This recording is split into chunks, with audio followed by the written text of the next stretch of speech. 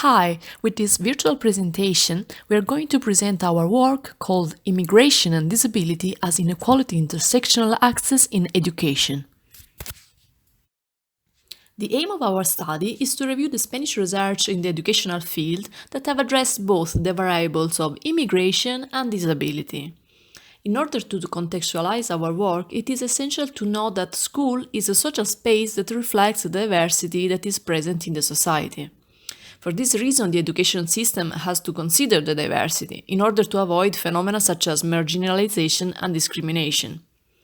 In the case of immigrant students with disabilities, such students entail two vulnerability variables, the immigrant condition and the disability. Surely the combination of these two variables accentuates the disadvantage and the discrimination. And due to the combination of these two variables, we talk about intersectionality, a term that has been introduced in 1980 by Crenshaw.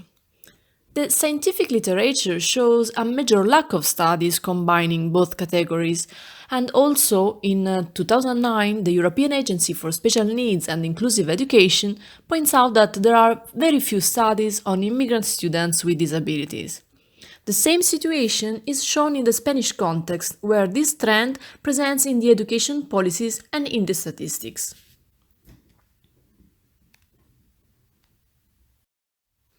To contextualize this subject, we need to highlight some conditions aggravating the vulnerability of immigrants with disabilities. It is the case of situations that are specific of the immigrant condition, such as the lack of documents, the lack of awareness on healthcare resources and social benefits, cultural factors inherent to the immigrant condition, or, for example, not knowing the host country language, but also the presence of precarious conditions and the lack of societal and familiar ties. From another point of view, we need to consider some situations of vulnerability that are related to the immigrants with disabilities. These conditions are being minors or young immigrants that are born with disabilities in the country of origin, or minors or young immigrants whose disability was acquired prior to the migration process, or minors and the young immigrants with a disability acquired during the migration process, and also minors or young immigrants whose disability was acquired in the host country. Coming to the current immigration law in Spain, such a law differentiates between resident and non-resident foreigners. For those who are residents, foreigners under 18 have the right to education. That is to say, they have access to the primary and preschool education, post-compulsory education, and they also have access to the public system of scholarships and grants. On the other hand, for the non-residents, under 18 have the right to primary and preschool education and access to the public system of scholarships and grants.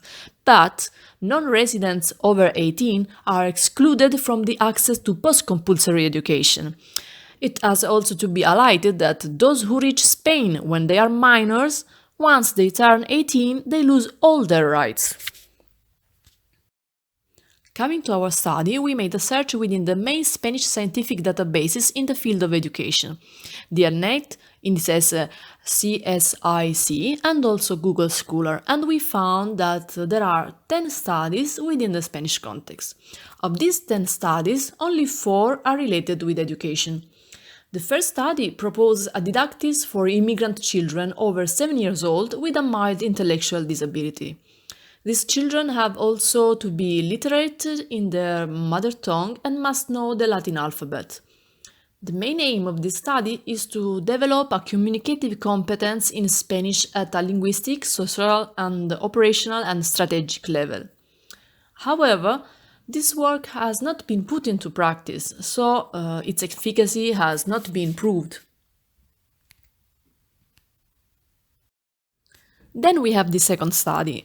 This second study presents a speech therapy intervention for an 8-year-old girl of Moroccan origin that has a mild intellectual disability and serious language problems from her native language, also aggravated by her disability.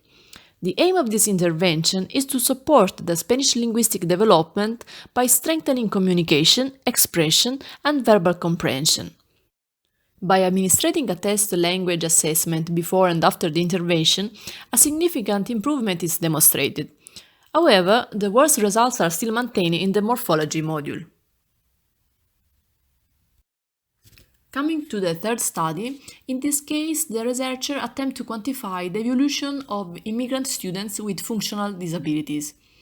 This study is conducted at the Complutense University of Madrid during the period 2003-2011 by compiling the data collected since the creation of the Office for the Integration of People with Disabilities.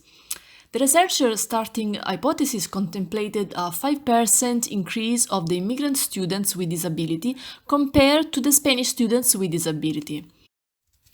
However, since the data was not recorded every year, the research was not able to verify this hypothesis for the considered period.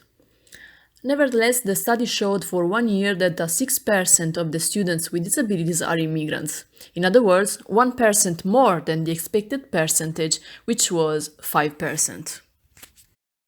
For this reason, the authors highlight that this is a demonstration that a great advance is taking place in the community by eliminating discrimination and social inequalities and giving rise to an intercultural university within the European higher education area. Anyway, we have to say that this study does not really analyze the evolution of immigrant students with disabilities because the data was not available for the whole period. So, this study presents only the data of the period comprised between 2010 and 2011. Also, it is to be noted that the optimistic vision on the progress seems excessively generalist.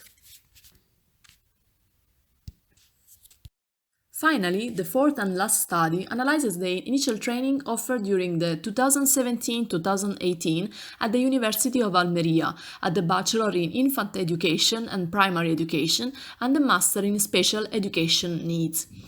From the analysis of the current reports, the study plans and the teaching guides, this study concludes that multiculturality has been addressed a lot, but only a few subjects treat both multiculturalism and disability. The exceptions include the specific subjects like special education needs. Something similar happens in school, where the focus is on disability or multiculturalism, but never on both. Both issues are only addressed in subjects that include competences and contents of the other cultures, but those working on interculturality do not discuss the disability. We want to conclude this presentation highlighting some points. First, there is an extreme lack of knowledge within the Spanish context about the situation of disabled immigrants, specifically at the educational age. Interesting would be the analysis of the school trajectories of this group, which could outline the situation of educational discrimination and vulnerability. Also, it must be remembered that the size of the discriminated groups does not determine the degree of importance and interest of the problem. On the other hand, we need to highlight that the research in this field needs to go beyond the school context. We want to conclude saying that the condition of disabled immigrants is a phenomenon that needs to be approached in a structural way through an holistic approach.